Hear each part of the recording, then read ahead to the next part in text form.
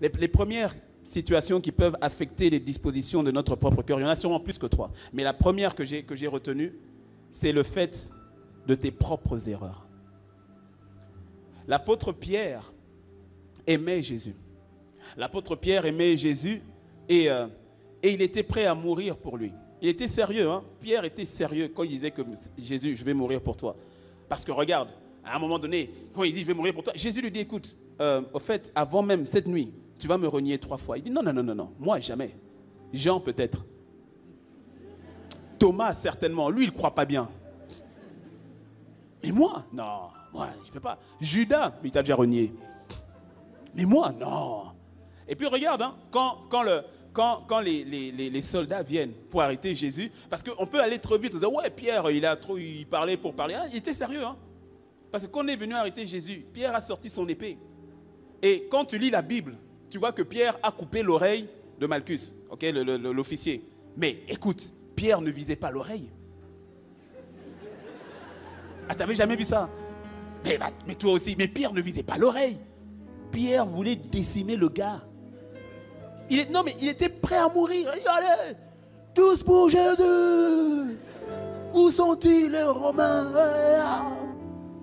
Mais heureusement que c'était un soldat, il a évité. Et ça lui a pris l'oreille. Non mais Pierre était prêt à mourir. Il était sincère dans son élan, dans sa fougue. Est-ce que tu me suis? Lui qui était prêt à mourir devant les soldats, mais quelques temps plus tard, devant une simple servante. Il dit, mais toi là, je te connais.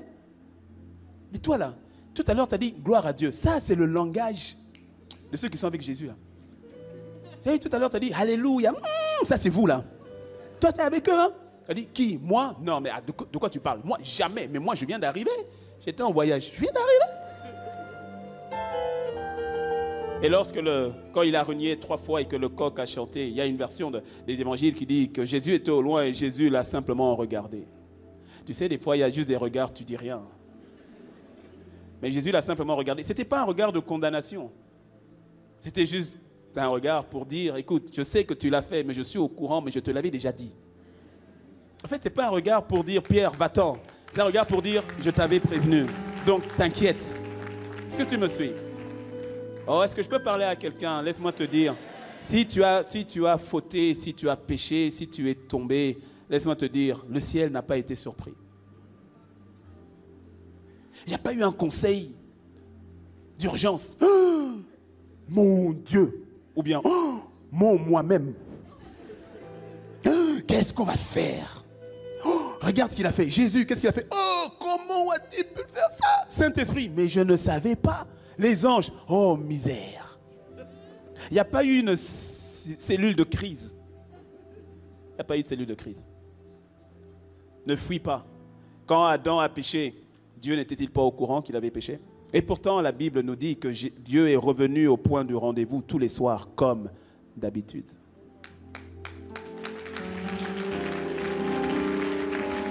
Tu dois revenir, mon frère, tu dois revenir, ma soeur, tu ne dois pas laisser tes propres erreurs t'emmener à t'auto-disqualifier. J'ai dit, ce n'est pas un enseignement ce matin, c'est un cœur à cœur que le Père a avec toi.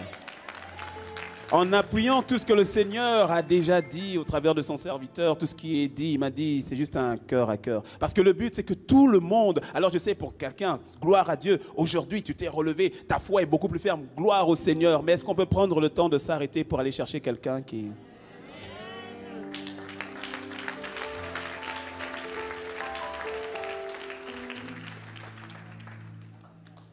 Tu vois, Pierre, à un moment donné, Pierre s'est arrêté et puis il s'est dit, au fait, ma destinée n'est plus ce qu'elle devrait être parce que Dieu, Jésus lui avait révélé lorsqu'ils ont fait leur rencontre. Il dit, tu sais, tu es un pêcheur de poissons, mais je ferai de toi un pêcheur d'hommes. Dans Matthieu 16, ils vont encore aller plus loin dans la révélation de la destinée de Pierre en lui disant, tu sais, la révélation que tu viens d'avoir du fait que je suis le Christ, le Fils du Dieu vivant, cela ne t'a pas été donné par toi par la chair ou autre. C'est mon Père dans les cieux qui te l'a révélé. Alors laisse-moi te révéler maintenant ce qui t'attend. Tu es Pierre et sur cette pierre, cette cette révélation que tu as reçue de ma personne, sur ce rocher, sur cette pierre, je bâtirai mon église et les portes de l'enfer ne pourront pas prévaloir contre elle. La destinée de Pierre vient d'être révélée dans une dimension beaucoup plus grande. Et laisse-moi te dire, c'est parce que ta destinée est grande que Satan t'attaque.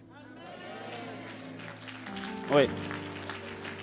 C'est parce que ta destinée est grande que les démons de l'enfer se déchaînent contre toi, se déchaînent contre ta famille. Laisse-moi te dire que Satan a peur de toi parce qu'il a peur de la destinée qui est en toi. Il a peur de toutes les âmes qui doivent être sauvées, changées, transformées au travers de toi. Il a peur des prostituées qui doivent sortir de la rue au travers de toi. Il a peur des malades qui doivent être guéris au travers de toi. Il a peur des destinées éternelles qui doivent être changées au travers de toi. Il a peur.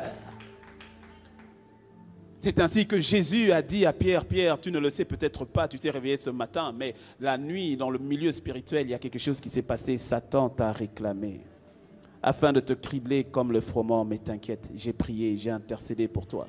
Je n'ai pas dit que ça va être facile, Pierre. Je n'ai pas dit que tu vas t'en sortir les doigts dans le nez. Non, mais je te dis, lorsque tu t'en sortiras, à ton tour, va affermir tes frères dans la foi.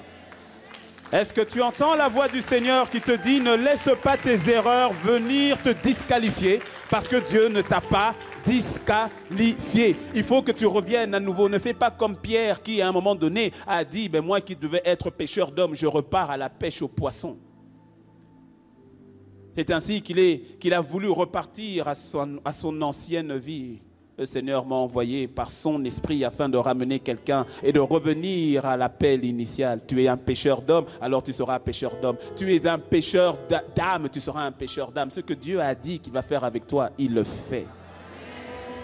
Ne te disqualifie pas, ne t'élimine pas. Le Seigneur n'a à peine commencé avec toi. Dis-moi un bon amen. Dis-moi un bon amen. Alors les yeux fermés, les yeux fermés, les yeux fermés. Est-ce que fermons les yeux fermés. Je veux prier pour quelqu'un. Je veux prier pour quelqu'un qui était tombé, pour quelqu'un qui s'était éloigné, pour quelqu'un qui s'était vraiment fatigué, qui s'était auto-disqualifié. Les yeux fermés ici en présentiel et là où vous êtes connectés dans les églises connectées ou chez vous, mais les yeux fermés.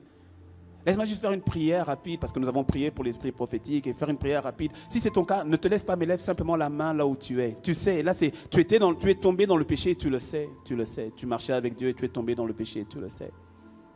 Je vois des mains qui se lèvent, j'aperçois, lève la main, lève la main. Il y a une grâce particulière maintenant. Là où tu es connecté, il y a une grâce particulière. Alors que tu lèves la main, le Seigneur te relève. Tu sais, lorsque Jésus est ressuscité, avant qu'il ne monte vers le Père, les femmes sont arrivées, voulaient le toucher. Ils ont dit non, ne me touchez pas, parce que je ne suis pas encore allé vers le Père. Mais il a dit, mais par contre, allez, dites aux disciples et à Pierre. Jésus ne faisait pas la différenciation à l'époque. Il disait les disciples. Mais là, il dit, allez dire aux disciples et à Pierre. Je veux m'assurer que Pierre ait le message parce que je sais que Pierre est touché, parce que Pierre s'est auto-disqualifié. Assurez-vous que Pierre ait le message. Allez le lui dire. Tu as de la valeur aux yeux de Dieu. Répands-toi simplement. Tu es tombé, 7 fois le juste tombe, 7 fois il se relève. Mais n'abandonne pas la course. N'abandonne pas la course. Père, merci pour mon frère, merci pour ma soeur. Tu vois ces mains levées. Seigneur, je te les recommande à ta grâce dès maintenant. Que toute forme de culpabilité soit brisée dans le nom de Christ Jésus. Ta parole ne condamne pas. Ta parole, Seigneur, relève. Ta parole édifie. Ta parole encourage. Alors à mon frère et à ma soeur qui étaient tombés, merci. Parce que maintenant tu souffles un vent nouveau dans sa vie. Les choses anciennes passent. Toutes choses deviennent nouvelles.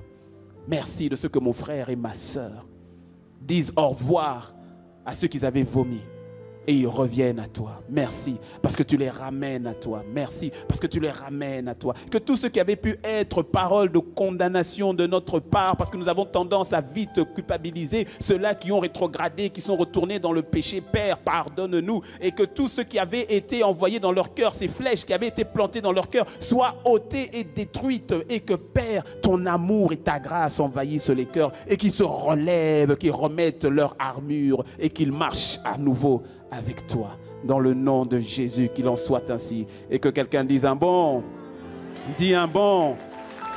Amen, amen.